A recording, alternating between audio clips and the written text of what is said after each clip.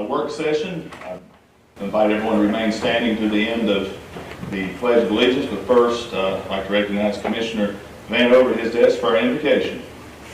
We pray with you.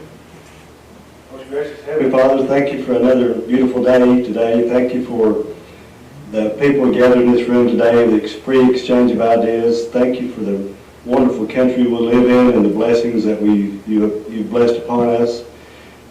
Let us not take us for granted 1 second of one day. Please be with us tonight. May the work that we do be to your liking. Please be with us tonight as we discuss your county and what's best for your county. Please be with us all and be with us on our way home and our families from now to the end of time. Amen. At this time, I'd like to recognize the gentleman from the 10th District, United States Navy veteran, Commissioner Sullivan, for our pledge of flag. I want to raise the flag, proper hand salute. I pledge allegiance to the flag of the United States of America, to the republic for which it stands, one nation, under God, indivisible, with liberty and justice for all. And when the board opens, please record your presence. If anybody needs to speak, there's sign-in sheets. Here we go.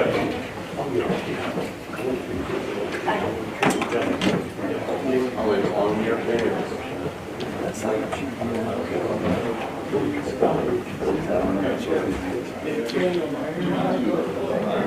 Screen where I can recognize folks.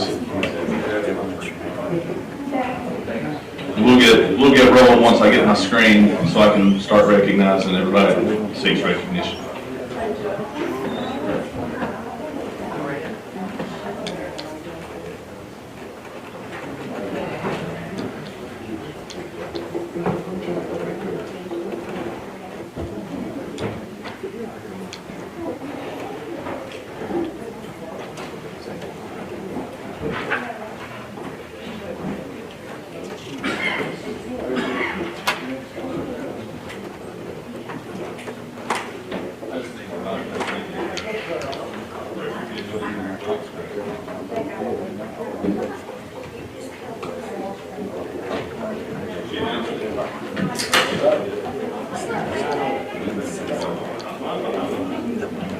Madam Clerk, you'll announce the roll. 19 present, 5 absent. Thank you, Madam Clerk. We have a quorum.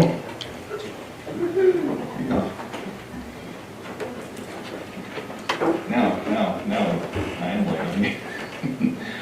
While we're getting this, while we're getting my screen restored, I'd like to recognize Ms. Evelyn Rafalowski in the Welsh for introduction.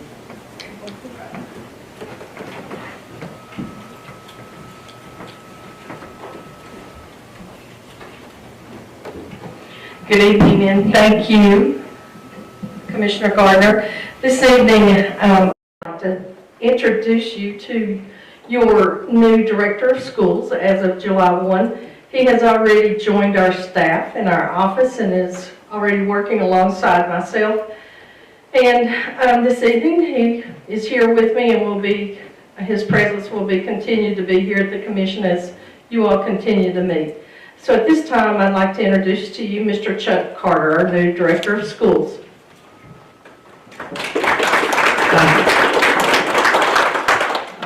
Look forward to meeting everyone. Had a chance to get to meet several of you so far, but especially getting to work with the Education Committee. And thank you for initiating that, to get that back in place. That work partnership between the school system and our county government is so critical to the success of our community. And I understand that, having a background in career and technical education before I came here. I've seen it across the state and across the country.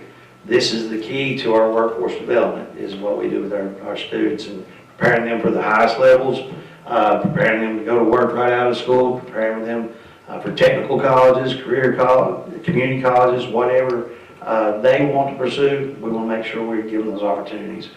And in the context of what we need for our community here. So be looking forward to meeting with you and hearing your thoughts and sharing with you what we're doing in our schools. So, thank you. Thank you, sir.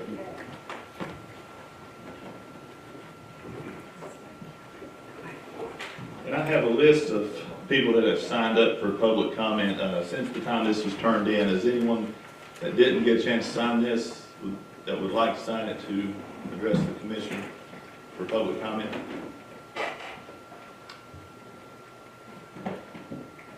At this time, I'll go ahead and enter into the public comment portion of the meeting. I'll do this rather informally. Mr. Lett, you signed up, but would you still like to wait until the resolution is presented? Yes, sir. And first on this, Aaron Earhart. Would you like to address the commission, sir? Well, we're in the public comment portion of it, if you'd like to. Can I wait until the resolution? Can I wait till after? Oh, you have a resolution? I don't. Oh, he's going to call the same one? Okay. Since you're sitting together, Alicia Phelps? Same. Thank you. All right, so we'll work with you as soon as we get there. So without objection, we'll go into the resolution portion of the agenda. I'm not sure if we have any zoning coming up next week, but that's item 1. And item number 2 under old business, sponsored by Commissioner Jones. President, I'll recognize you for explanation on item number 2, sir.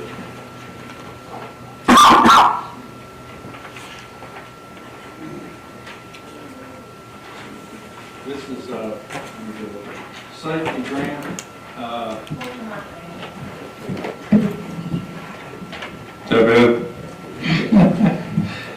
This is a safety grant. We have them coming in every once in a while, and as soon as they do, we need to accept them.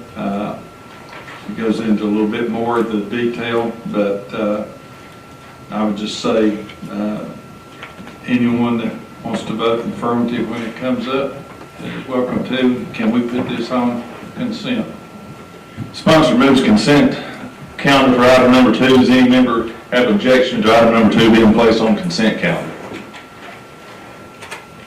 Seeing none, at sponsor's request, item number 2 is placed on consent calendar.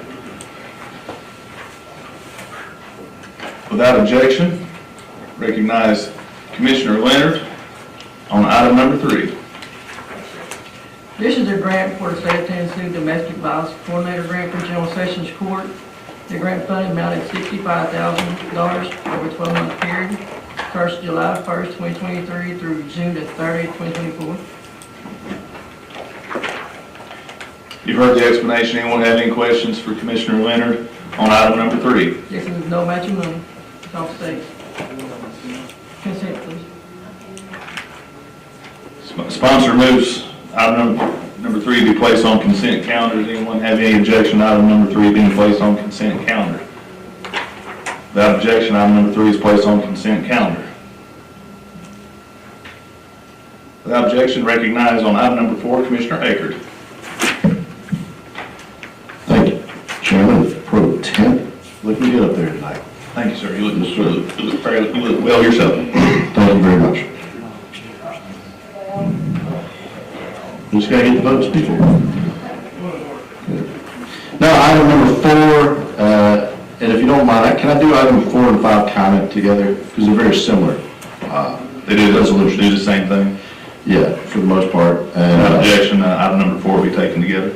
Both of these came up in our budget workshop for each. Item number 4 is for the chancellor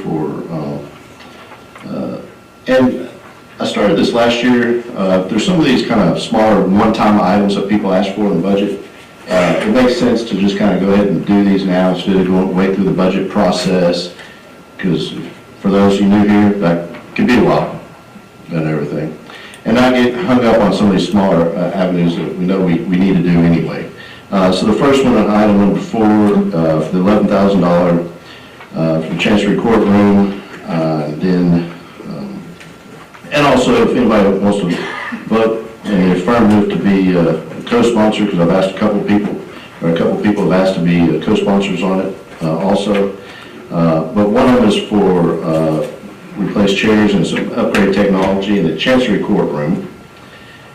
Item number 5 is a little more, $46,686. Come to find out, the last time, the reason why the judges are asking for this, we haven't replaced any furniture in 25 years. and Tony's got some pictures of the stuff down there. So we will not be scrapping that furniture, as longtime people, i.e. Larry Bailey, will tell you.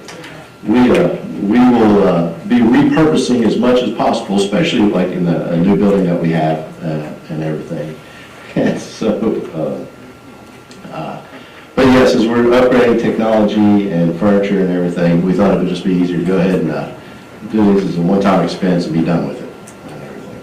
So, any questions? And I'll just ask for waiver rules. It's pretty simple. While we're here, let's go on. Yeah, like Cheryl said, any of you who vote in the positive will definitely put you as co-sponsors, because a lot of people have asked about it, because it's just stuff we got to do. Thank you. Recognize Commissioner Means on resolution. What are you doing with the old chairs? Well, that's what we're going to work and kind of repurpose them and see where we can use them and everything. Got when Kingsport might can use them? That's You know that? It'll be up for discussion. Okay. Everywhere we go. But we got a big building over there that we're repurposing a lot of furniture in. Yeah, it won't be thrown. I mean, now if there's a few, we got the pictures. If they're not usable, yeah, we'll throw those out. But about the usable stuff, we are very good at repurposing and spreading around everywhere. Yep. Commissioner Page, you're recognized, sir. Thank you. My question is, does this amount of money have to be like bid out? Do they get like a bid on this equipment and stuff like that? They're working with the purchasing department to go through their associates bidders, and They would still get the bids through them? it's not really a bidding process, but the ones that they know to go through and everything that are qualified to do that. Thank you. It's a kind of state contract type thing. Sorry, spoke louder over here. Anyone else seek recognition on items number 4 or 5? Sponsor, I'll give you the last word on it. We'll hear that on waiver next week. Without objection, moving on to item number 7, recognize Commissioner King. Once I turn your mic on, sir. Recognize Commissioner King on item number 7. Thank you. This resolution is to approve funding to enhance and improve the front of our former Bluntville Elementary School, which is currently being used as county offices, especially on the front. The fascia is need repair, paint, and a lot of different things. The money that we would use comes from the ARPA fund, and it's total of $90,000 and change. So I think this is something we need to do to enhance our building. I think with what we've already done and the meetings that we've been having up there, I think everything's coming together. We just need a little more money to sharpen things up, maybe get some shrubbery and stuff like that out front to improve basically the appearance outside before we're going.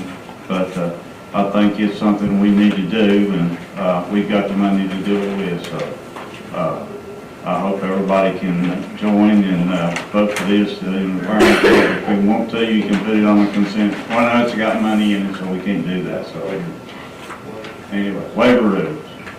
Sponsor moves waiver of rules on item number 7. I'm going to leave your mic on. I bypassed item number 6. The way on my paper, the way 4 and 5 was split up, I jumped right past 6. So Commissioner King, I'm going to recognize. You're talking about 6? I'm talking about 6. Well, 7 was on the board. Okay. I'm gonna be okay.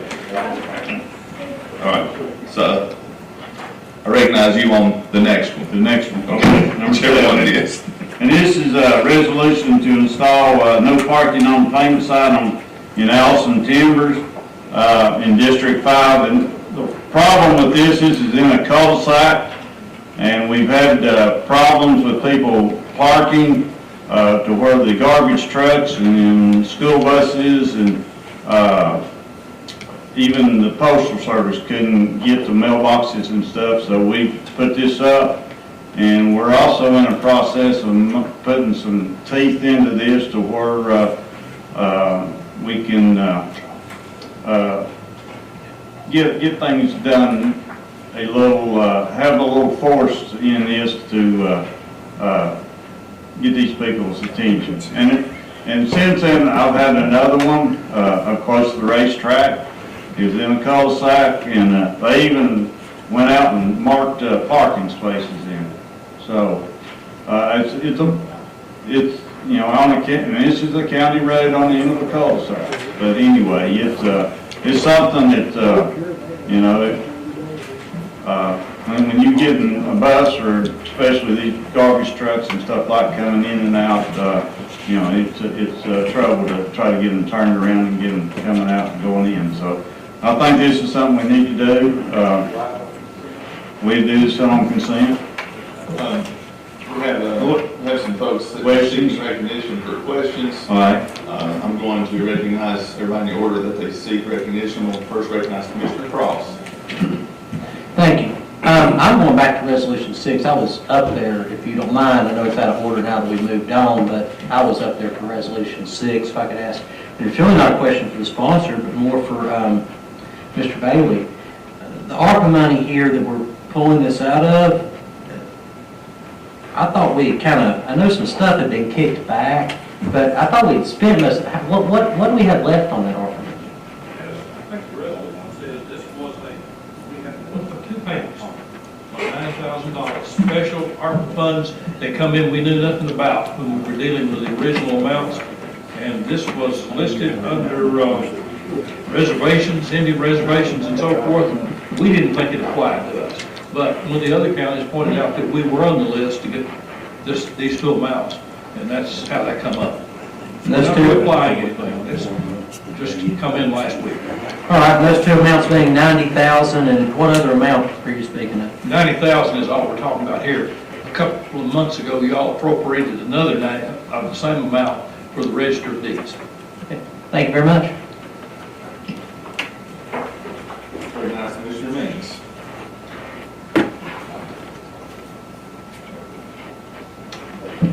How much is in our ARPA funds?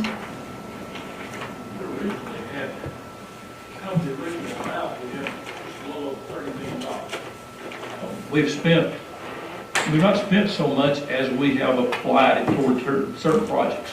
In other words, we've got, we tied up $10 million right off going into the jail construction, which cut it down to approximately $20 million.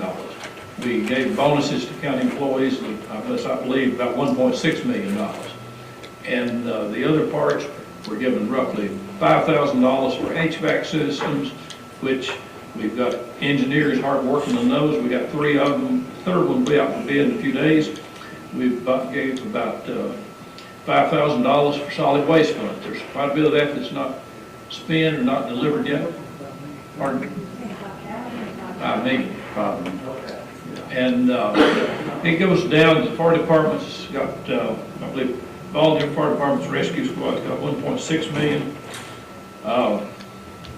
Then various funds were spent out for different things, for different departments and so forth, making up the remainder of the $20 million. I don't have a list in front of me, but I've shared it several times. But it is a slow process of spending that money. People don't understand federal funds. You've got to go through a lot of requirements, and selected engineers, architects, and then actually bidding it out to get the project done. And most of it does have to be bid out. Practically all of it did. So very little state bid or anything like that could be used. So that's for most of it. $1 million for the highway department. That's been spent, as I understand currently, or prepared to be spent. So we've not spent a lot of that money, but we've earmarked it. A lot of it's got purchase orders issued. We will have to have all of it either spent or obligated by the end of this calendar year, as I recall.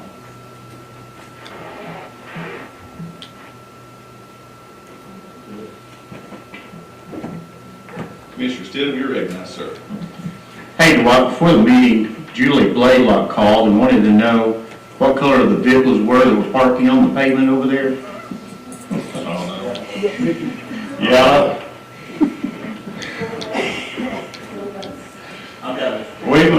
There's also a school bus too. Yeah. But anyway, it's a yellow school bus, you can tell her that.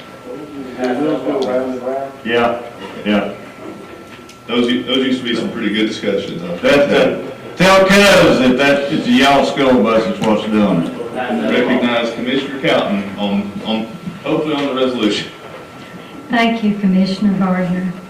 This is a question for Commissioner King. Who's going to enforce this no parking sign? Well, our county attorney has got a resolution that I'm gonna bring next, month that's going to explain all this, and we've got some steps to go through that we're going to, have to enforce this. Been working on this off and on, and I should have had it done this month, but I didn't.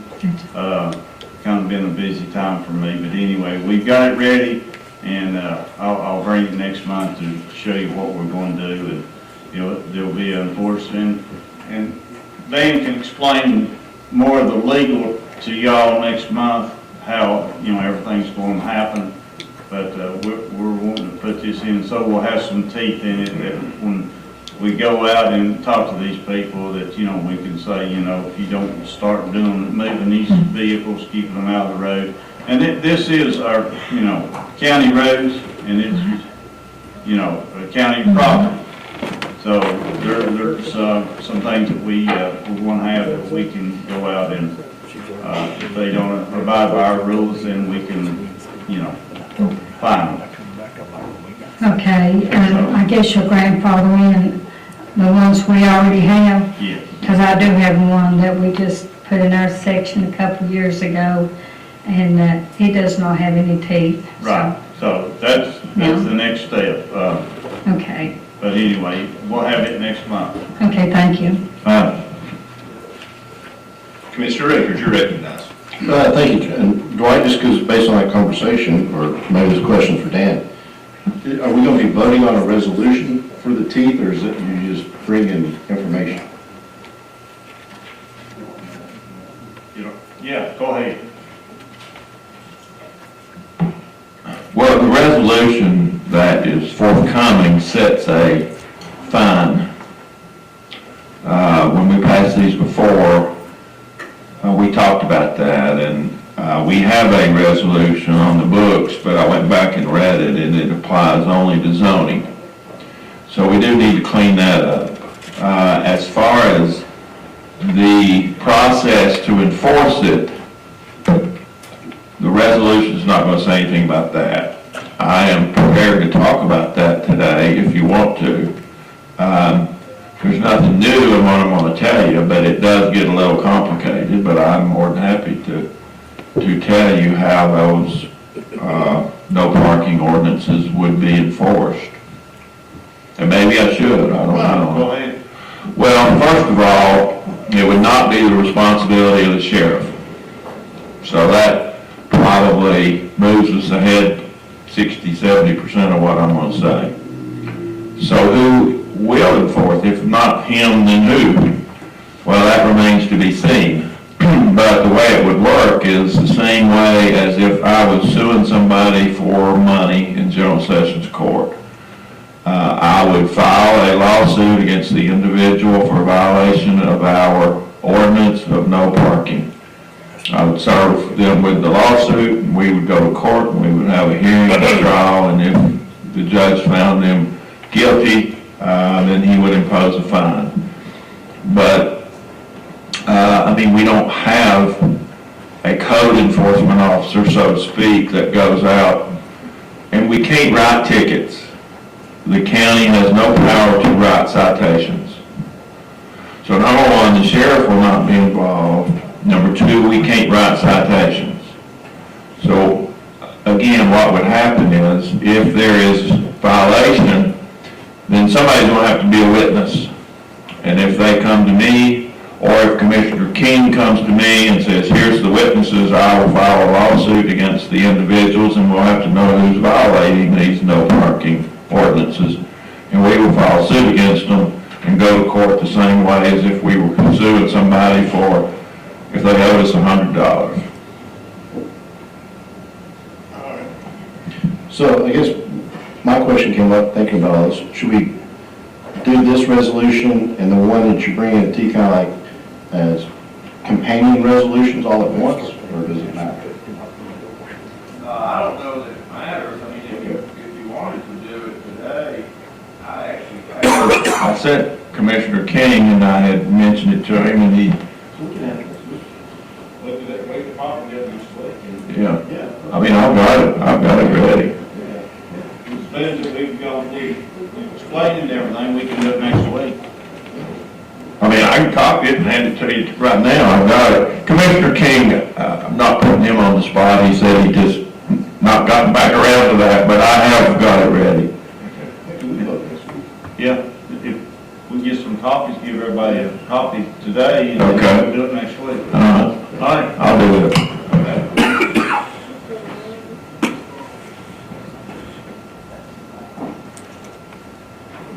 Recognize Commissioner Vanover. Dan, will this violation apply to just cars parked on the paved part, or if they're on the right of way, would that also apply if they're parked on the right of way? Well, I guess this is a learning curve for us. This is, other than zoning, Sullivan County doesn't have any ordinances. We're not in that business. We don't do that. Now, zoning, we do. We do a lot of it. So it remains to be interpreted how we enforce this. But the way I would visualize it is anybody parking between the two signs. Now, if they're off the right of way on their own property, I suppose the judge probably would have a little trouble with that. I see a lot of neighborhoods in my district where the cars are kind of parked two wheels in the road, two wheels kind of in the ditch, which I know is on the right of way, and it makes it hard for cars to get in and out sometimes. I just didn't know if that would apply to those. It would be my intention to consider that a violation. That's how the wheels on the pavement. Okay. Commissioner Glover, you're recognized, sir. Thank you, Mr. Chairman. Dan, you said the county couldn't write citations. Define what citations we can write and what we can't. We can write citations and by Citations, what I mean, a citation is an order to appear in court. It's like a summons. Well, you know, and people in municipalities walk around with little books of blank citations. They just fill them out and hand them out. Cities have the power to do that by statute. We don't. Counties don't have that power. So we can't just have the printing department draw up citations for us and hand them out and sign them. They have no legal effect. So what we have to do is we have to get a lawsuit where they summons, just like any other lawsuit, and then hand them the summons. But that defines speeding tickets too? Well, now, that's a crime. That's it. There's no parking is not a crime. Now, cities have ordinances, I think, that they don't consider crimes, but they can issue citations. But back to your question. As far as speeding tickets go, those are state crimes. So officers enforcing state crimes can issue citations. But counties enforcing their own ordinances can't issue citations, no. That clears the board for item number 7. Commissioner King, I'll give you the last word on item number 7, and I wonder if you're still interested in placing this on consent calendar, sir. I do. Yes. Funds removes item number 7 be placed on consent calendar. Is there any objection to item number 7 being placed on consent calendar? Without objection, item number 7 is placed on the consent calendar. Thank you, sir. Thank you, sir.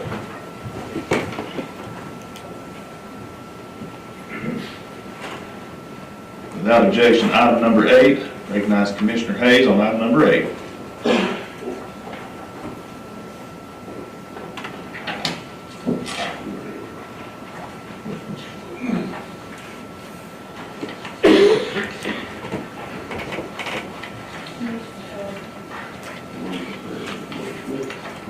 Yes.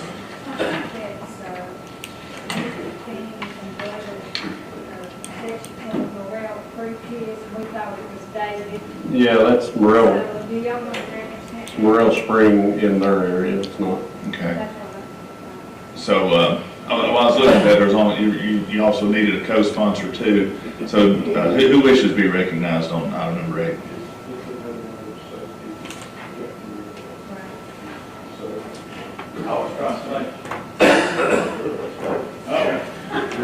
I'm gonna recognize That's Commissioner what King. bridge, where it was on Morel Creek, or Morrow, is it Morrow or Morel Creek? Yes. Okay. It's on Providence. On 44, Well, it's right next to the new, lane and on Rock on the driver. yeah, okay, I'm with you. Yeah, we can do that. So we'll do it one at a time. We'll do 8 for the sponsorship. Need to put another name on here, King and Glover. Be fine. If it's in our district, it's gotta be fine. Go ahead, sir, I'm sorry. All right. If this is a strictly safety and it's coming from the Tennessee Department of Transportation, I think we need to go ahead and do it. If it's, I think, and I've been familiar with some of these projects, most of it's just signage. So if we could do this, I think it'd help, safety in that area. Sponsor move consent calendar? Yes. Sponsor moves consent calendar. Any objection to item number 8 being placed on consent calendar? Without objection, item number 8 is placed on consent calendar. Without objection, recognize Commissioner Cowton on item number 9. Thank you, Commissioner Gardner. This resolution is to accept a proposal from the Tennessee Department of Transportation, and it's a project describing, it's on 347. It's a state route road, Lone Star, and you can look at, its work is to make road and bridge improvements in Sullivan County, sort of the same thing as Commissioner King, and the proposal is attached, and I would like to put it on consent. And I have the maps over here for the one that Commissioner King did, or this one, if someone would like to look at them. Do you want me to pass them around? Anyone like one? Anybody want to see them? You've heard the explanation. Sponsor moves that item number 9 be placed on consent calendar. Does anyone have any objection to item number 9 being placed on consent calendar? Recognize Commissioner Jones. Mr. Cowden, is there money involved in this?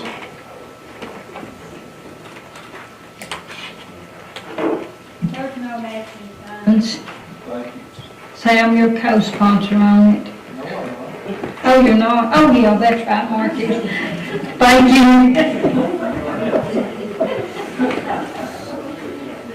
Would you like to be the co-sponsor, Mr. Jones?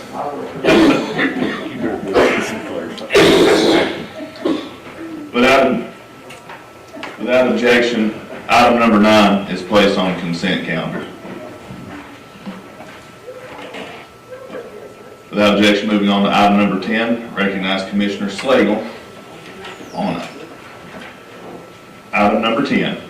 Yeah, this is simply a resolution indicating support for the Bristol Train Station Foundation. It is it's also supporting a very similar resolution passed by the City Council last week in support of rail services through Bristol and Sullivan County. I'd like to put it on consent. All those in the affirmative be added. You've heard the explanation. Any questions for a sponsor on item number 10? Sponsor moves consent calendar. Any objection? Without objection, item number 10 is placed on consent calendar. Without objection, recognize Commissioner Vanover on item number 11. Item number 11 is a a resolution to amend the 22-23 general purpose school budget for various account series mentioned below. There's an itemized list there of monies that need to be moved from one account to another. This is all within the school department's budget. There's no new money, no matching funds. I'd like to ask for it to be on the consent calendar. If there's any questions, we have not one, but two directors of schools here. You've heard the explanation. Any questions for the sponsors on item number 11? Sponsor moves consent calendar on item number 11. Any objection to item number 11 being placed on consent calendar? Without objection, item number 11 is placed on consent calendar. Without objection, we'll leave your microphone on. Commissioner Vanover for item number 12, and this is the one we have some folks that wish to speak to that. Commissioner Vanover, would you like me to go ahead and recognize them for public comment, or would you like to entertain that as we go? I'd like to get a little background information. Okay, I'll recognize you on the resolution. Thank you, Mr. Pro Tem. This resolution was to attempt to apply a 4% county hotel motel tax. As you can see, I'm not going to read the whole thing because it may be a moot point at this point, but you can see there's 95 counties in Tennessee. 88 of them already have a hotel motel tax for lodging in the counties. We don't have one. Some new information has come to me just today, just a couple of hours ago. And according to one of our speakers here tonight, Mr. Frank Lett, he's the executive director of Visit Kingsport. He informed me that there was a state law that said there was an 8% cap on any type of hotel and motel taxes in counties. And if our resolution was to make a 4% tax on top of what the city's already had, Kingsport already has a 7% hotel motel tax. I believe Bristol's is 5%. And according to Mr. Lett and Representative John Crawford, I talked to him also, that whatever the highest entity is as far as a hotel motel tax, you can only go the percentage above that to get to 8% for your entire county. And so, under that new information, the best we could do would be to apply a 1% hotel motel tax through Sullivan County, the incorporated and the unincorporated parts of Sullivan County. Mr. Lett's here. He's got the bill that when the law was passed by Representative Crawford. I talked to Mr. Street an hour or two ago and asked him to research that. So, with this new information, I'd like for them just to tell us what they know, and we're not going to go forward on this until we get all the right information and we can do it right. So, I'd like to yield the floor to Mr. Street or Mr. Lett or whoever would like to speak. Do you wish to address Mr. Street? Okay, cool. Then after you, Attorney Street, I'll recognize Commissioner Aker. Well, let me say first off, I've just been reading this. It was amended in 2021.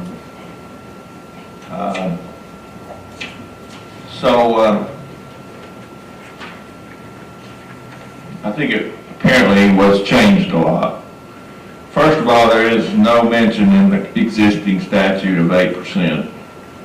It might have been in the old statute, but it's not in there now. It appears that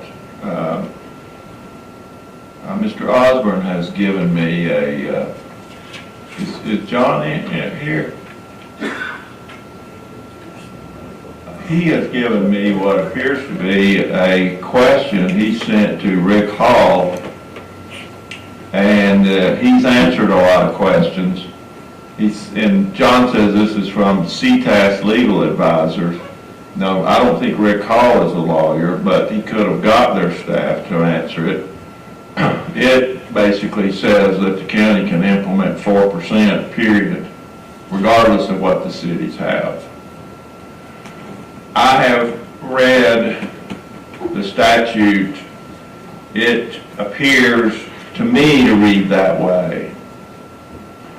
It does not, however, say anything about the interaction between what the county adopts and what the cities have.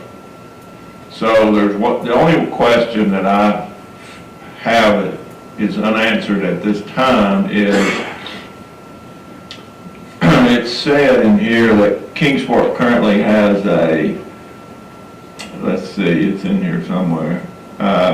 Kingsport has a 7%, Bristol has a 5%, and Johnson City has a 7%. So all three cities have a current hotel tax.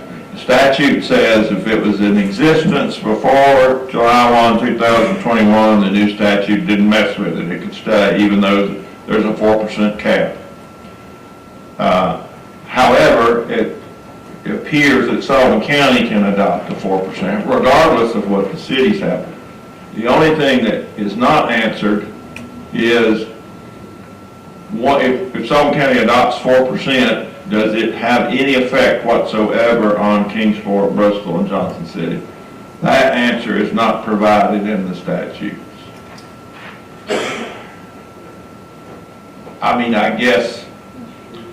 That I would have to try to resolve that, although it doesn't say what the answer to that question is. But it would seem to me at a minimum, the county could adopt 4% in the county outside of the cities. Whether we get to collect that 4% in the cities is not answered. But it would seem at a minimum, we could impose 4% outside the cities. And that's where I am at this point in time. And CTAS, this email or whatever it was from Rick Hall from CTAS supports that position. Does that help any? But there is that one question that remains to be answered, and it's not answered in the statute. So I don't know where I would go to find an answer to that.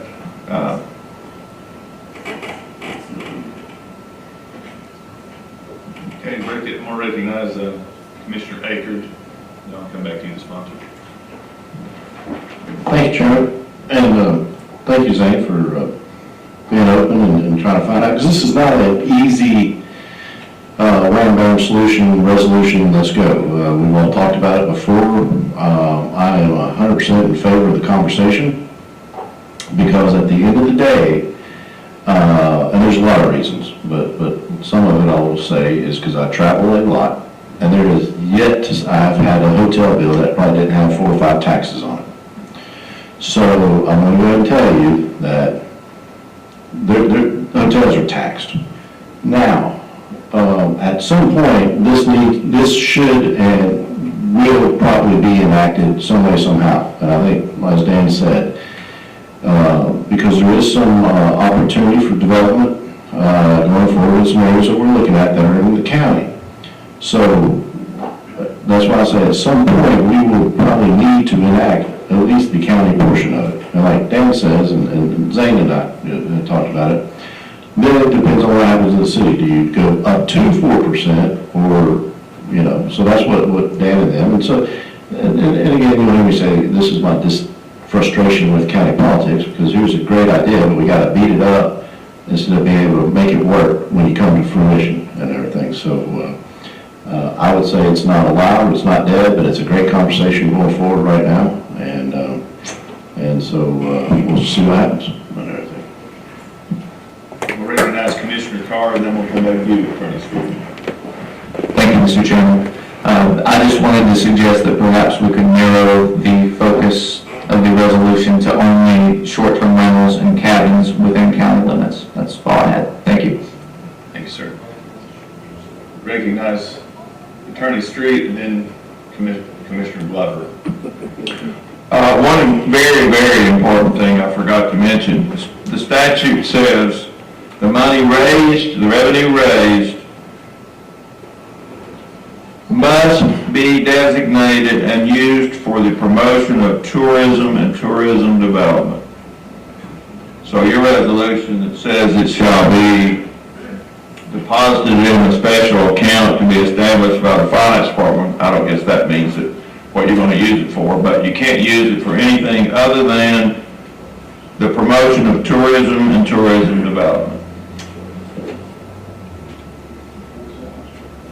Commissioner Glover. Thank you, Mr. Chairman. The hotel motel tax reference number CTAS-1639, that was done April 12th. Excuse me here, let me see if I can find that.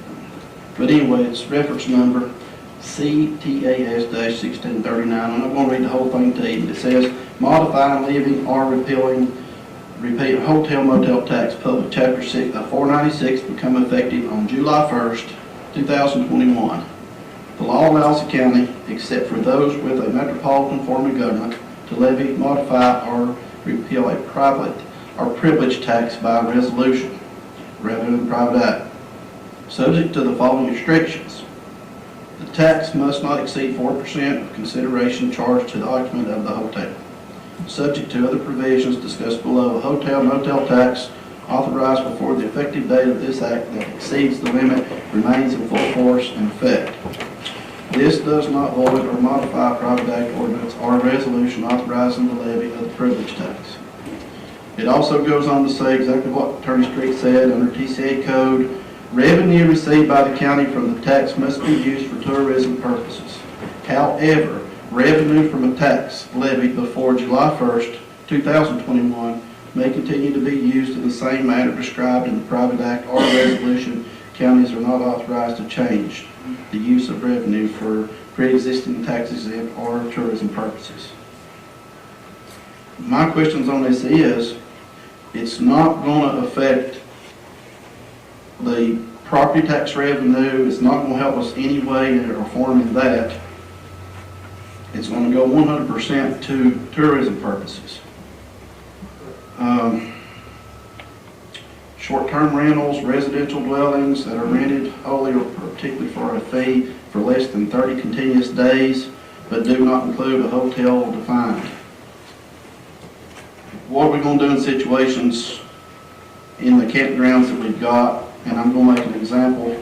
The campground that we just opened back up at Observation Knob Park. You got folks that's staying in there for long-term rentals.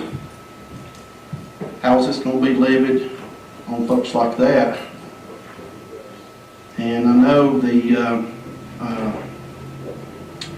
overnight rentals would be the one that would be paying for this, but for the long term, how is that going to affect how we collect that from parks like that? My question is to the county attorney. I don't feel comfortable. Comfortable in answering that right now. I'd have to get back with you on that. Okay. I think it's something that we need to look at before we go further with something like this, because if it's going to be done, it's going to have to be done fair across the board for all the campgrounds and for all the folks that come here and spend money. And I tell you what concerns me about this. I know all of you's watched the last, well, you probably didn't watch it, but the last turnout that we had for a race at Bristol Motor Speedway. Bristol Motor Speedway is in the campground business now. They own the back side of the speedway there, and they rent that out for folks coming in for the events. I don't want us to lose a race at Bristol Motor Speedway.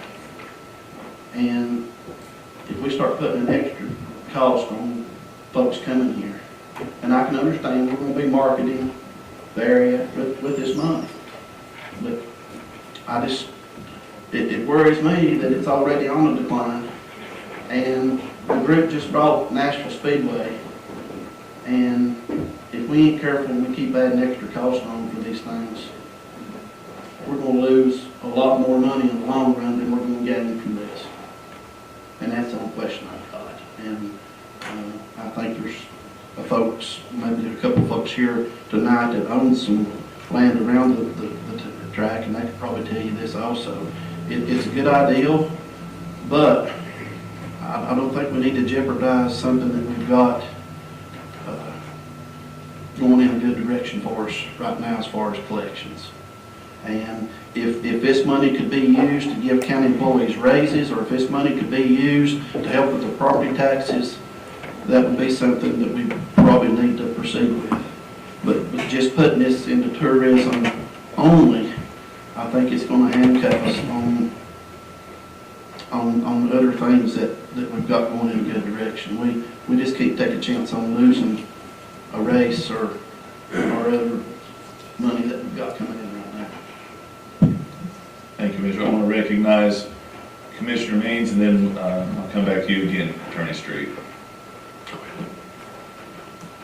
One of the questions I had today was I called Matthew Johnson about some of just the little mom and pop Airbnbs that are in the county, and asked him about if this could benefit, so he's going to be able to he's got a website, and it's pretty shabby. I'm sure you all have seen that. No offense, Matthew does a great job. But I see it kind of helping just your county folks out a little bit too. They can submit a request, and so to me, it kind of, on one hand, it helps these little small businesses as well. So I thought I'd throw that out there. Recognize Attorney Street, then Commissioner Slagle. Attorney Street. Yes, I have another thought that I think is relevant. This question of how the county's motel tax meshes with the cities, that needs to be resolved. But I will say this, the CTAS lawyer says that the county tax can be added on top of the city tax. So the county would need to choose, I guess, I don't know if you can do a tax just in the county outside the municipal boundaries. That would be something that we need to look at. But this legal opinion says that you can adopt it countywide, and it goes in on top of the existing city taxes. So in other words, for example, Kingsport currently has a 7%. If you did it that way, there would in effect be now an 11% hotel motel tax in the city of Kingsport. I didn't say that, and I wanted to clarify that. So there is, I suppose we need to look at whether or not we could just do it outside the cities. But if you wanted to, you could do it on top of what the cities have done, according to CTAS anyway. Recognize Commissioner Slagle, then Commissioner Iverson. So tourism enablement is kind of a broad category, it seems. So do we know if there's precedent for another, either this county, I guess not this county, but any of the other 87 or so counties that have applied this to use those funds for tourism enablement, and what those funds might have been used for that were outside of the guise of specifically going back into tourism? Do we know if there's precedent for use of that funds under these funds under that category, and how broad that might expand our ability to use those funds? Man, I've talked to the mayor about this. The mayor says there's some leeway there about how you can use those funds, like, for instance, what we give to nonprofits. If those are recreational or tourist related, then some of those monies can go to those nonprofits, and that would save us from putting them in the general fund, or taking them out of the general fund. There's a possibility, like we've been talking about moving the ballparks from Bernie Webb down here to Buckville, using the Bernie Webb site as a recycling center. There's a possibility to use those funds to build those ballparks, because you can attract tournaments and tourists to come in and play those tournaments. So there's some creativity I think can be done with that, but it's got to be under the heading of tourism. Thank you. Recognize Commissioner Iverson, then Commissioner Jones. Early on, as we first took over, we were talking about how tourism in this area is, we have great mountains, great scenery, great lakes, great rivers, but we don't tell anybody about it. And Asheville, North Carolina, they were talking about how they spend $10 million a year on tourism, just telling people about them. So that alone, if we use this money to tell basically the world about the Tri-Cities area, about Sullivan County, we can use it for some of the parks in the cities, and we can use it for some of the, we can still help out Bristol and Kingsport, we can help out Bluff City and all these different things, but like downtown Bluffville, historic Bluffville, we can actually repair the buildings we have here and actually create a tourism area that we were proud of. So this is not anything, people talk about this all the time, but when you say, I'm gonna go to Warriors Path and get a campsite, they say it's $35. Okay, great. Well, then later on, you find out there's a tax and it goes up a little bit. That's not stopping you from going somewhere. Nobody looks at, I mean, when's the last time you've ever called a hotel and asked them what their tax is? You call them and ask them what their rate is. So when you say, I'm staying at your hotel, how much does it cost me? And then later on, it's never the same number because there's state and local and all the different taxes. So I don't really think that it's going to make anybody's business or hurt anybody's business because people that travel expect to pay taxes. That's, you know it's coming. But what it will do is allow us to actually expand our horizons. And I mean, to improve what we're talking about as far as on the Holston River, as far as the fishing and the camping and the tourism. If you go through Atlanta Airport, there's big signs and big things on the wall that talk about visit Asheville. They advertise. They tell people about their product. They tell people about what they have. And we don't. And the reason we don't is because we don't have the money to do it. And then we find out that 87 of the 95 counties in Tennessee already do.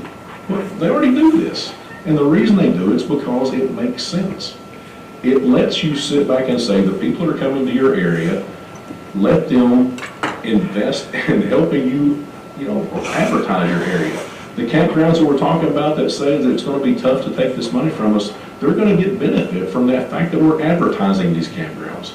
The people are going to will be able to advertise, the casinos and the different, parks that we have, and the birthplace of country music. There's a lot of things that we have that we don't get to tell everybody about because we don't have the money to do it. This allows us to do that.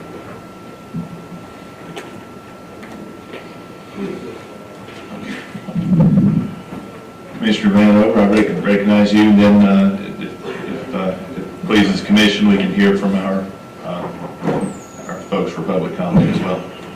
Thank you, Mr. Pro Tem. But Herschel got some great points, and the last thing I want to do is hurt anybody. Cities, campgrounds, we're here to try to help our community and help the businesses. But to try to answer your question about the long-term rentals, if it's over 30 days, it doesn't apply. Anything over 30 days is not taxed as a hotel motel tax. It's over 30 days. And about how does the tourism money go to help our finances in general? That's why I asked Mr. Alicia to come here. She talks about tourism and how those tourism dollars turn over. And one tourism dollar spent for advertising is worth how much? $19. So $1 going to tourism and advertising, hopefully be making $19. So I'm just hoping that money, if we do this, and the money that's raised can be parlayed into the tourism industry, and we can build on it and not just make $1 million or $2 million, but make a lot of money in sales tax and other revenues to help offset our property tax. And I've heard you and a lot of other people talk about these property taxes. They bother you and they bother me and they bother everybody in this room. So I don't see any other alternative for another revenue stream other than something creative like this. And this is the least intrusive type of tax I could possibly think of. Hopefully people coming from out of the area will be the ones subjected to it, not other taxpayers. I know in some cases, Aaron, I understand your situation with the campground. Sometimes business owners have to eat that. And sometimes it's not fair, and sometimes it hurts your business.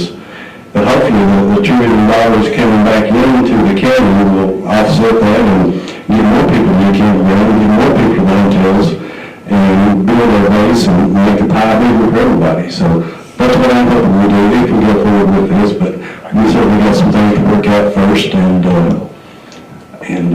I'd like to hear from the speakers. Well, we have one more that's seeking recognition, and after Commissioner Glover, I'll recognize in order that you filled out the sheet for public comment. I'd like to respond to the comment that Commissioner Iverson. I understand exactly where you're coming from. We do need market. But Sullivan County is in a very unique situation. Look at downtown Bristol.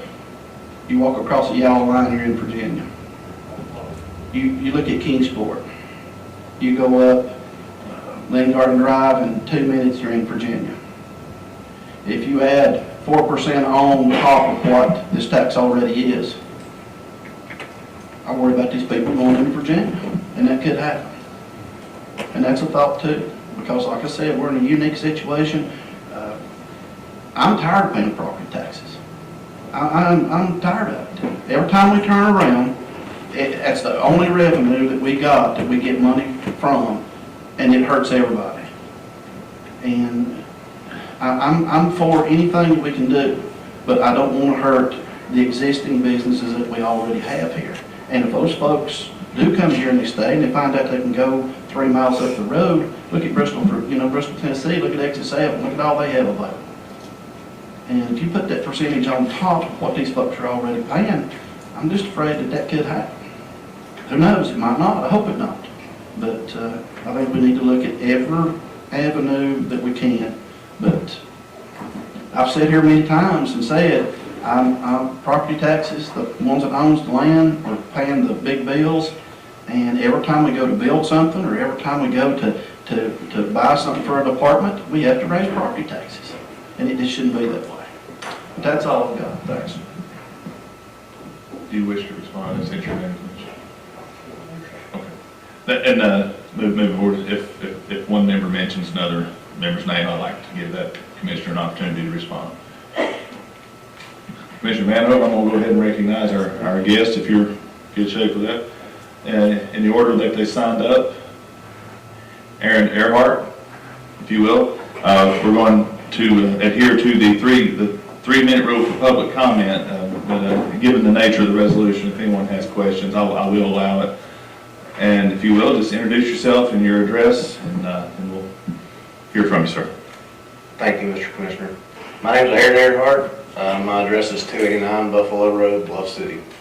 Thank you for having me here. My concern with this is what affects me directly in Bristol, the racetrack and campgrounds and the downfall of that. We've charged the same price for camping for, 20 years. So however you think they'll pay that, it's still an increase in price. They've paid the same price forever, and now you're going to make them pay tax. We have always ate the taxes. My family has. If we got added to Bristol's 5%, we ate that. We didn't charge them that. Now, I can't keep doing that with the prices in the world today. I mean, everything else I'm paying is going up. I can't keep eating taxes. So with that said, they are going to see an increase, and I think it's going to cause more to not come to our area instead of more come to our area. I don't think that'll be beneficial to, I can see the need for it in the county. I can see that. They're not paying the any percent, 7, 5, whatever that may be. But double dipping into the cities, you see that when you go in a hotel and you expect that, but when you've been coming here for 20 years and you've been paying $200, now you come back and you pay more, it's gonna show an increase instantly. And if you're looking for a reason out anyway, they're gonna say, hey, I'm not coming back. And I think that's gonna be detrimental to my business, and I think that's gonna be detrimental to race fans in general. I can't speak for every other facet of the county, I can't. But I also see stuff, I own property on South Holston River. I see people coming to the river, it's beautiful to fish the river. But then again, just down the road from me, there was somebody denied the ability to build cabins that would raise revenue, but they were denied. So that makes no sense to me that you want to take money for tourism, but you won't allow it, or not you, but the county won't allow tourism. I didn't mean that like directive toward you all. So, and that's happened several times, and I just don't know. I don't know the answer, but I don't think this is it. So, thank you. Thanks, sir. Alicia Phelps, if you will, introduce yourself and your address. Good evening. evening. My name is Alicia Phelps. I'm the Executive Director with Northeast Tennessee Tourism Association. We are located at 3211 North Rhine Street in Johnson City. However, with that address, we do represent the 8 counties here in Northeast Tennessee, including Sullivan County. So this is an excellent discussion. Mr. Vanover asked me to kind of give you all a few stats on the return of investment in tourism, and I say that every time I come each year for a budget request. And as mentioned, it's $19 since 2018. For every $1, it's a $19 return. Now, the pandemic happened. They do that study every few years. So that number's probably increased a little bit, but we don't have those static numbers because things got a little sideways there for a few years. Back in 2021, we'll get our 22 numbers, which will be more than this. In daily local taxes in Sullivan County, visitors spent almost 27,000. And so love all the points that were mentioned this evening, and our organization would love to facilitate a productive discussion between the invested entities here in the Sullivan County area, as well as on a state level, so we can get some questions answered about how things need to proceed, and if they do, about the most beneficial outcome for all parties invested. So we would love to offer that for everyone, if that's an option. So, any questions? Yes. I'll recognize Commissioner Rickard. Actually, you press your button, I'll recognize you, Commissioner Jones. I can wait, mine's not for her, mine's more for general. Commissioner Jones. Where'd that 27,000, that's all that was spent? That's just in one day. So overall in 2021, visitors spent $303 million in Sullivan County, so that does include the cities of Bristol and Kingsport. But in one day, if you break it down into one day, it's about 27,000 for each day, and then that in turn does save the county residents, including the cities as well. They would pay probably about $370 more in their local taxes each year if it weren't for tourism dollars spent here. So I can always say tourism is a good investment, but Tennessee's in a good position, and they've always done it wisely, so we love that discussion. Commissioner Rickard, then we'll recognize Commissioner Iverson. Thank you, Chairman. So, this is what this is about, right? This is the discussion, trying to get there, trying to figure it out. Because at the end of the day, I think probably Herschel said it, but as Aaron said it and everything, Sullivan County is kind of in a unique position. We are so, I guess, camping oriented would be a good way to do it because of the topography we have, of course, with the races that we have that brings in people, and then of course, as Aaron said, what's going on the river side of things with Airbnbs or developments out there, and of course, yes, he's 100% correct. We did put a pause on that. We're not stopping that, but we got to make sure we don't overdevelop that area and everything. So, as I said in the beginning, I'm 100% for this conversation because I think we have to have it. And also, I was doing some quick math, and I guess I don't clean out my emails very often, but I looked at some hotel that I've stayed in the last couple of years, receipts from Knoxville and Chattanooga, and so I'll be very interested to see about it because in Knoxville, the city tax is 3% and the county tax is 5%. In Chattanooga, they've split it evenly, 4 and 4.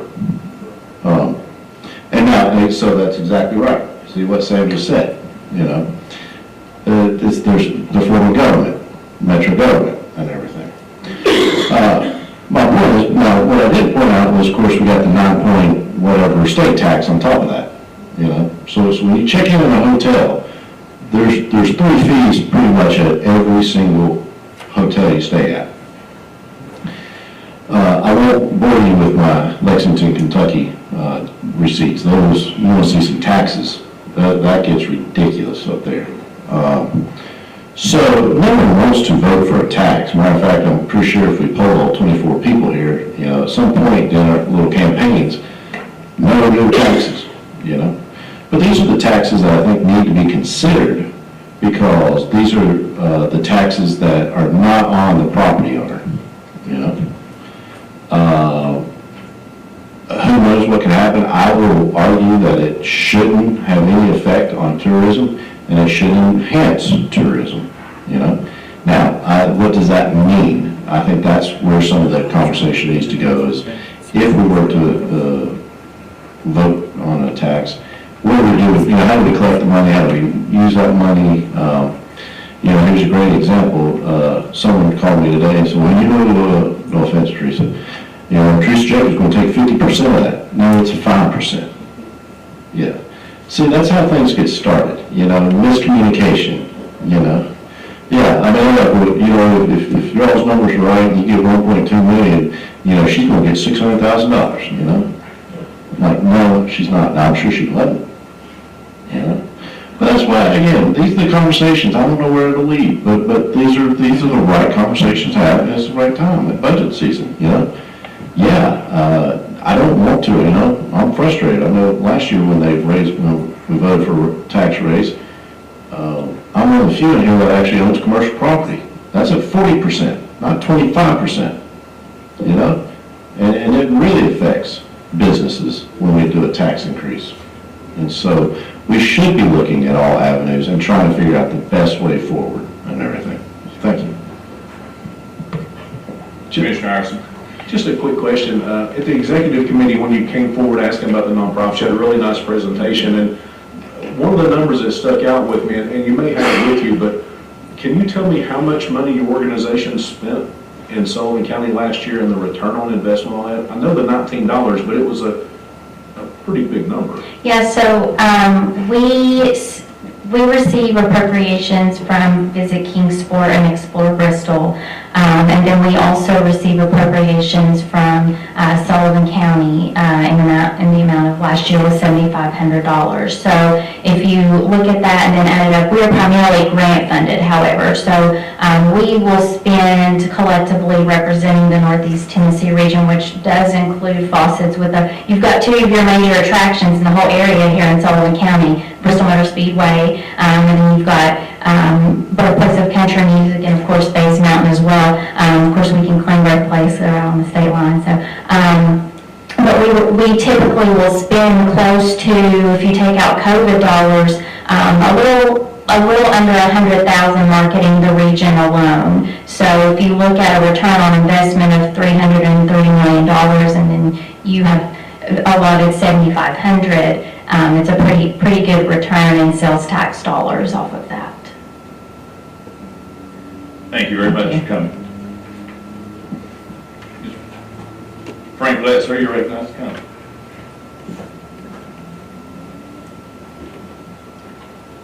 Good evening.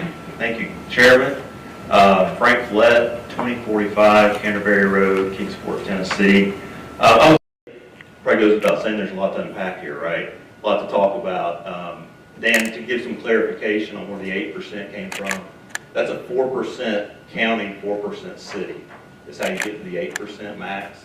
And that's why I was sharing with the Commissioner earlier, been talking with Hospitality Tennessee, Dustin Goforth, and Dan Haskell.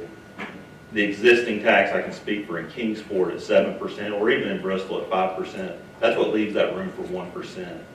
There hasn't been accounting. There's no existing situation where it's been carved out in accounting. That might be something you guys are interested in pursuing. I don't know how that would go with the legislature, but I think your options are, and I'm not a lawyer, the only lawyer I know is sitting over there, but you could apply for the 1% and grant that with no problem. If you wanted to go the full 4% for the county, that would require a special act of the legislature because it busts the 8% cap. So I hope that provides some clarification. I think you're all right, though. We're all paying taxes wherever we travel. I travel a lot. I was just in Dallas yesterday. I think the only thing that is a little bit needs consideration is when we travel individually, we probably don't call and ask for tax rates. But at MetaView, when they call and are attracting large groups, I guarantee you they ask what the tax rate is if they're buying 200, 300 room nights. So that's just something to consider when maybe not the leisure traveler coming in, but group business, they're definitely looking at what the total spend is for their company. Be happy to answer any questions. I'll recognize Commissioner Jones and recognize Commissioner Vano for, if you have direct questions for Mr. Lenz. Thank you for coming in, Frank. This law changed in 2021, and it put it back. We could do our own resolution. We didn't have to go to state and ask permission to do it. Now, busting the 8%, I didn't see that anywhere. But we now can pass our own by resolution, our tax. We don't have to go ask the state to do it. And I don't know whether we can go 4%. Will it be 3% above the 8 if we did 4? Yeah, and That'd make it 11.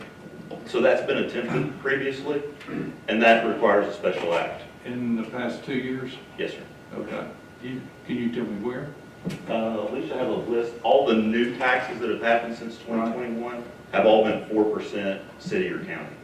And as Dan mentioned earlier, we were grandfathered in at 7%. Right. And I read that's in, actually, that's in 1403, 1402 gave us the, I was just looking at your number up there on the Tennessee code.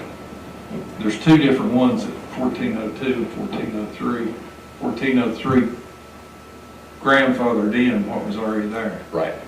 So that's where the 4 and 4 make the 8. Okay. So because we were grandfathered in, you still can't exceed that 8 without special act. Right. And I think, you know, looking at all this and those areas that we don't have within the county, any, everybody that's getting a free ride, so to speak, and any new development that might be outside the city limits that might develop, we need to have it in place, in my opinion, and that's my opinion only, to have that there. If we developed, if somebody wanted to put a motel outside the city limits, maybe to avoid your 7. Right. Anyway, there are, I think, several reasons. And with what Commissioner Iverson was saying, yeah, we don't have the money to participate in any festivals. We don't have anything to promote any kind of festivals, to be supportive of things that you do in Bristol or Kingsport currently. And we could be a partner if we had some money that was designated to that. We could become a bigger partner, or become a partner with you and help grow some of those events to larger events. And like he said, I see advertising traveling all the time. You look at all the magazines, travel magazines. Communities are advertising, you know, come see us. Here's what we got, the best trout fishing in the Southeast. You know, besides the races, the camping and everything. You know, I talked to State Park today in Sullivan County, and hopefully she'll be here next month to speak about what's happened with their new campgrounds. They're sold out already. It's not going to hurt. She has actually worked at other counties that had city and county. It's not a detriment. People don't even look at that when they come. I know we do on the big ones, but it's all part of the package. It's what else are you going to do for us when we come from? Thank you. Yeah, I recognize Commissioner Vanover, then Commissioner King, and then Commissioner Means. Mr. Red, I'm getting a little bit of conflicting information here. Do you think it's possible that you're looking at the law previous to July 1st, 2021, and we're looking at a law post July 1st, 2021? No, I gathered my information from Hospitality TN and their lawyers today and lobbyists. And you're saying that if we try to levy a 4% tax on hotels and motels in the city of Kingsport, that we only can do that through a private act? Special act. You would have to apply, yes. If it busts the 8% maximum. What about in the counties? What can we, I think that, I don't think. other restrictions? Again, that's not my decision to make, but my understanding from them today is it's never been carved out. It's a county tax countywide. There's no opportunity to say there's 3% here and 1% here. I was told earlier that it would have to be the same throughout the county. Correct. That's my understanding as well. Okay. And that would be, in their case, 1% or 4%? My understanding today was the 1% is as high as you can go. I think Dan probably needs to do some digging there to find the answers, but that was what was the information provided today.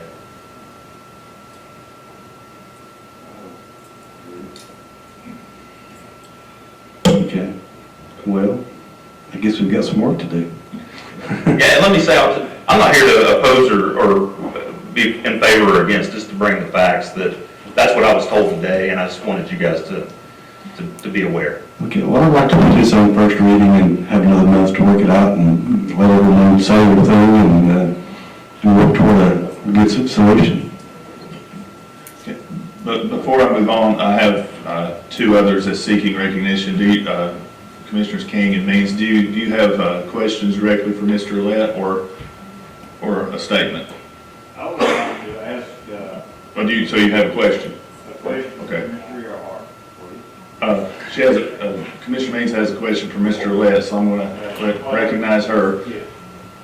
Okay, hypothetically speaking, if, 'cause we need to do more research, but if we were to do 4% and it would push the tax to 11%,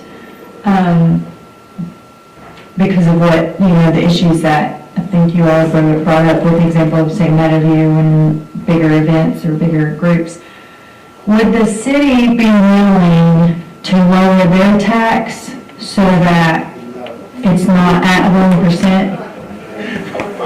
Well, we're grandfathered in. If we changed it, we could only change it to 4% and you're 4%.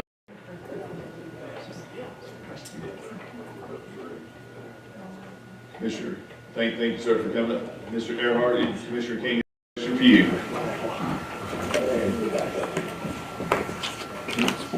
Yes, sir. Mr. Earhart, I've got a couple of questions.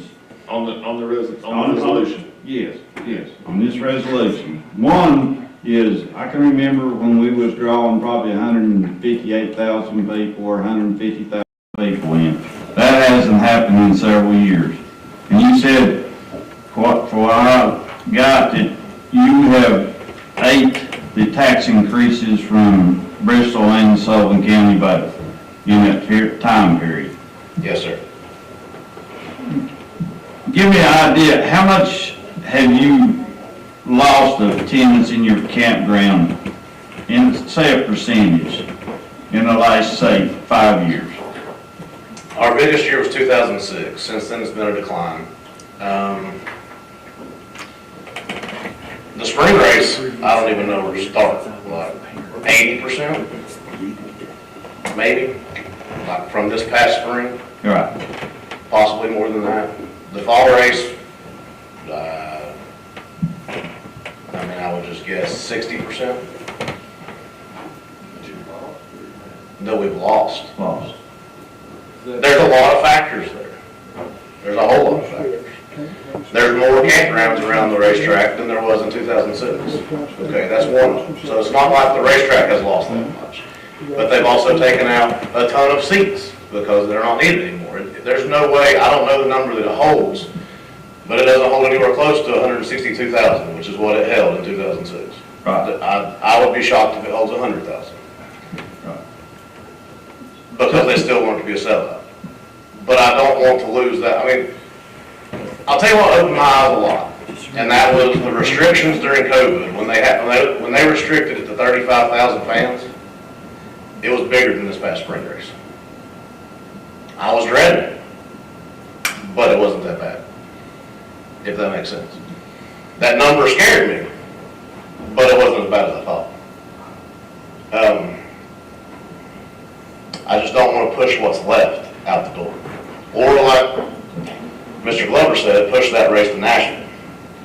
Because also during COVID, Charlotte would not allow the All-Star race to have fans at it. SMI moved the All-Star race to Bristol. It doesn't matter to them where the money comes from, or what state it comes from. It's still going to SMI, which it would still be the same state, but it doesn't matter what county it comes from, as long as it goes in their pocket. Which I understand, but where I'm going with that is, I don't think there's any fear to move a race. They showed that with Charlotte. Charlotte's their headquarters, in case y'all don't know that. And they pulled the All-Star race from Charlotte to Bristol because they wouldn't allow as many fans or allow any fans, I don't know. All I know is we got an extra race that year. So there's nothing to say they won't do that to Nashville or, and then they may not. I mean, I don't know the answers. I just don't want to lose what we have. Thanks, sir. Okay. I guess if we do this, what's Aaron going to get out of this?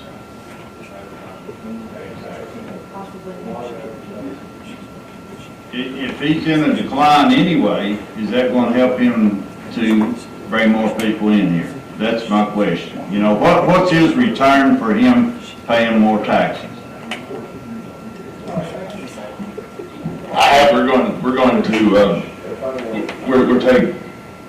We've taken several left turns. I'm gonna let you answer your question. We're going to wrap up the public comment portion because we've strayed away from the resolution a little bit. But I do encourage the healthy discussion. This has been a good discussion, but we're gonna have to reel it back into the resolution for Commissioner Vanover for his closing remarks. Go ahead and answer the question. I'm gonna recognize Commissioner Jones. I paid the 5% from Bristol to answer your question, and I saw nothing. That came about, and there was no increase for me. I'm not saying that there might not be for somebody, but I don't think double dipping in the city of Bristol and the county or the cities that already have taxes, I don't think that's beneficial to this county. Thank you, sir. You want to ask him a question too? Go ahead. Commissioner Jones. Thank you. I just got that. Aaron, thank you for coming. The tourism dollar on this, I think, is part of the new law that we have. That wasn't, when Bristol did theirs and Kingsport did theirs, that they weren't required to spend it on tourism. We would be to help promote.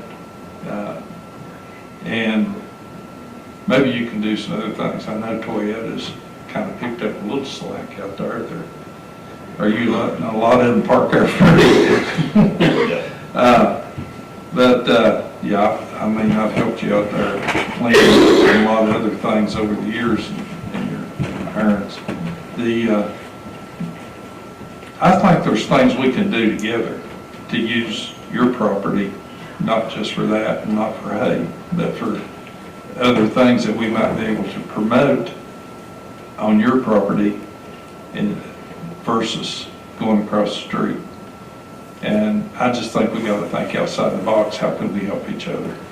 And, you know, that's where I see some tourism dollars that we could use and sit down together and work together on some things. So that's just my thoughts to you. Commissioner Ward. Mr. Earhart, thank you for being here. Your biggest year was 2006. Can I ask what that was, dollar amount? I do not. Over $1 million? Yes. Okay. How much do you spend on advertising for Earhart Campground? I don't have those numbers yet. Just a guess. Any? We do spend some, yes. Okay. Yes. Okay. That's all I have for you. But I have a couple comments that I'd like to continue. I'm gonna go ahead and cut him with his comment on the resolution, then I recognize Commissioner Vanover. David, when you go to Knox, when you travel a lot, you call it hotel rooming You ask how much a room is. You ask how much the tax is. I wasn't singling you out, wasn't just, I mean, I don't either. I know Bristol Motor Speedway for years has brought lots of tax dollars, money, has provided, I make money off the race myself, I work the event. I know the Earhart family well, they do an awesome campground down there. We all benefit from it. But there's other businesses in this Tri-Cities area, in Sullivan County, that these tax dollars, these advertising dollars can help. It's not just Bristol. I think NASCAR is taking care of racing itself. They've ruined racing. You can't have a race on Easter weekend. You can't have a dirt race. That's why there's nobody there. That's what's affected your business. NASCAR's decision to have a race on Easter weekend. I'd say in Saturday and Sunday there wasn't 30,000 people there for 2 races. There was probably more workers than there was people coming to watch the event. But totally, you know, I think we got to consider all the businesses in this area. I'm for this. Now, am I for 4%? I think it's probably negotiable. But I know those people that come here, they use our roads, they use other things in the county that we have to provide and pay for. So I think it would be, you know, why not raise money for tourism, for those businesses, and not just a racetrack. That's all I have. Commissioner Vanover, give you last word on the resolution. Thank you, Mr. Mayor, for being here. Thank you very much, Alicia. Thank you, Aaron. You're a farmer, you got farmland, and it's just going to come down to whether we raise property taxes or if we try to do something a little more creative. And I just really feel strongly about putting the same burden on the same people with these property taxes over and over and over again. And all we're trying to do here is trying to do something creative to try to raise another source of revenue. And I believe to put that money toward tourism would be a great idea. And I think that would generate more money in the long run than if we just put all that money from the hotel motel tax into our general fund. I think that would be a way to parlay it into even more money. But, and what we do think we're trying to hurt anybody. We're trying to help everybody, the cities, the counties, businesses. But we're looking out for the taxpayers of Sullivan County, and something's going to have to be done, whether it's property taxes or some other type of creative means to try to get some more money to run this county. So thank y'all for being here. I think we had a great discussion tonight. Herschel, Black, Travis, everybody, thank you. We'll ask to put it on first reading and we'll go forward from here. Thank you, Commissioner. That brings us to the end of our calendar. Anyone have any closing announcements? Okay, Mr. Bailey, then Clerk Jacobs. I need to bring something to your attention. Earlier last year, the county commission, when it took over, there was a change in the compensation because there had previously been a freeze in the compensation for the commission that was ending on August 31st. Well, I regret to tell you that this last week, when we were looking at the budget for next year, it was determined that actually there had been an error in the amount that you've been paid, the $45. The calculated amount had been $800.45, and that was given to payroll. And inadvertently, and I'm not going to make excuses, I think if people is familiar with the situation, they might have an idea of what I'm saying. It was put in at $845. We regret the error, but people do make mistakes sometimes, and this was something I regret, and I regret. It's my responsibility, but we'll make the adjustment in the next pay period. We hope that's okay with everybody, and we try, and Michelle felt bad about it, and I felt bad about it. I felt worse because she had to be involved in it, and it was simply just a slip. And she stopped, she gave Leslie back, it was the correct amount, said, that's what we're paying. They said, well, that's not what I'm seeing. And reading their emails between them here, it was off, and 45 cents was over to $45. We'll be correcting that, I'm sorry. Clerk Jacobs and Commissioner Stidham. I just have an update on the kiosk. It's scheduled to be installed on the 18th. I've been working with the Bristol Chamber, and I plan to have a ribbon cutting on the 21st, which is next Friday. You all will be getting a formal invitation, but I just wanted to go ahead and mention it. 11 o'clock.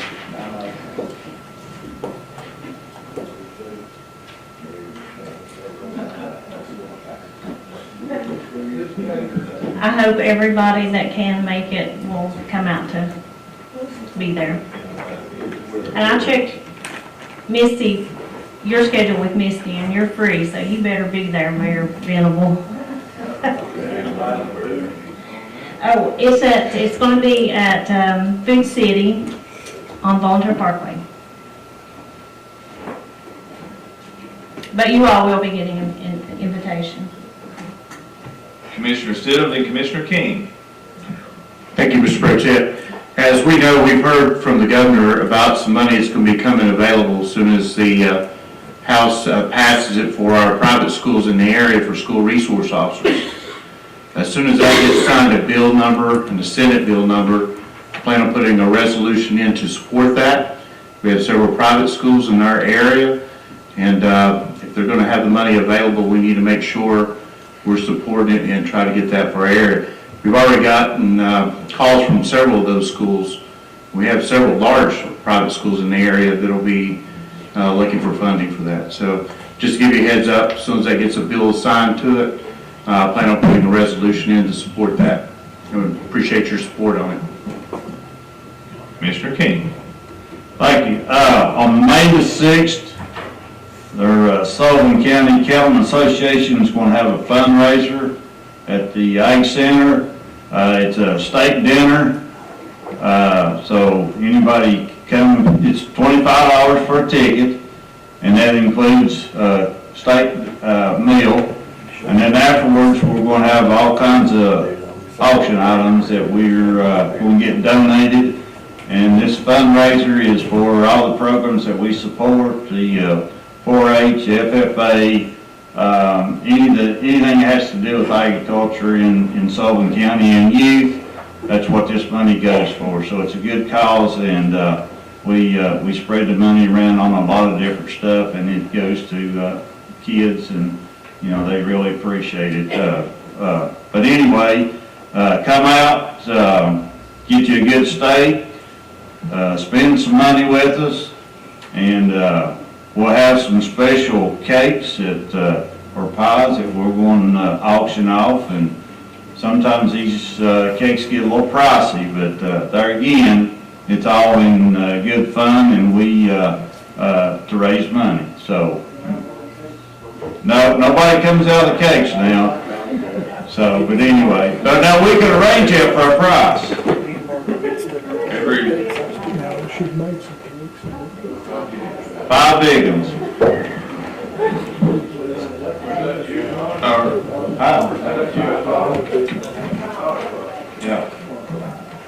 Yeah, and if you've never gone to that event, I encourage you to go. It's always good. Commissioner Cotton, you're recognized. Commissioner King, I request chicken.